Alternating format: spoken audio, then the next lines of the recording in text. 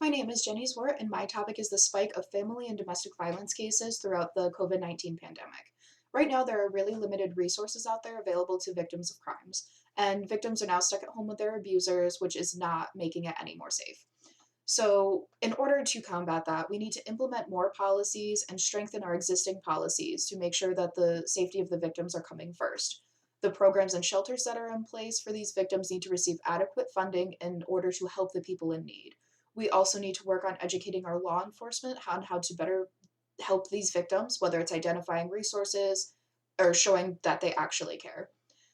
Providing real and effective help to victims is also very important, whether it's providing them with a crisis counselor, making them meet up with a victim's advocate, safety planning, or just navigating the medical network if needed.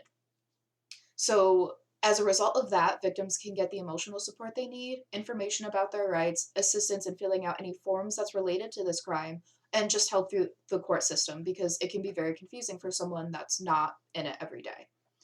So, advocacy is a very important topic, and it's extremely helpful to victims of any crime.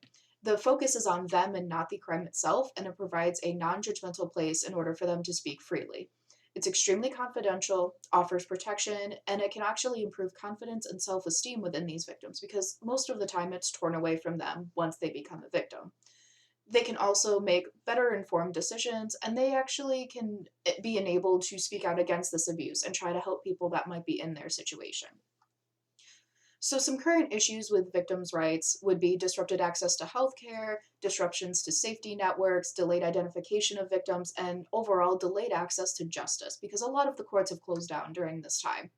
Another issue that some people argue is that they believe that victims currently have too many rights because they can be notified of any changes in custody of an offender, they can attend hearings, be involved in public proceedings.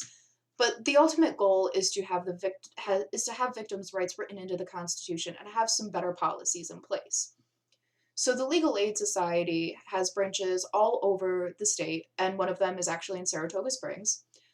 So as part of this, they have held numerous forums over Zoom to educate the public on what to do if they know someone that is a victim of family violence.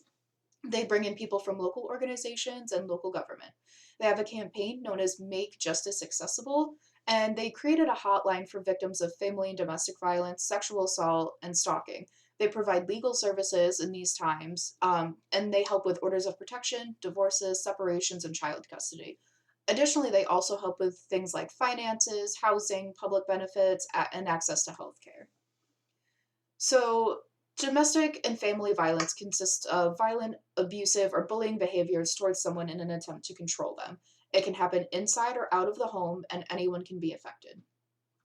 Anything like punching, hitting, kicking, stalking, harassment, sexual assault, controlling someone, and controlling any of their money is considered domestic violence. So, family and domestic violence make up for nearly 40% of murders that happen. And most cases go unreported because people are scared of retaliation, ashamed, they don't think it's worth reporting, they fear losing their children, and they fear being left homeless. And in this time, when there's no shelters that are really open, this can be very detrimental.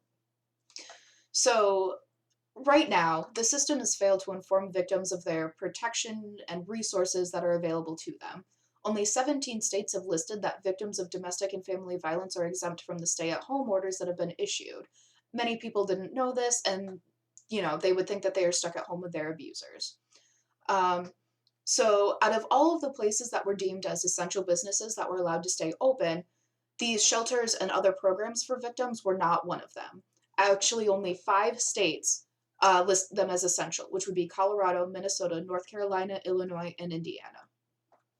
With the need to stay at home, rightfully so, the rates of family violence have skyrocketed. If by some chance there are shelters or other programs open and available, they're lacking the funding they need to actually stay open. They might be receiving enough money to power the building, but they can't provide a safe and operational facility for these victims. So, this pandemic has really brought to light how many people are affected by family violence. We need better policies and laws set in place to further protect victims, and we need to figure out an effective way to provide resources during a pandemic. Thank you.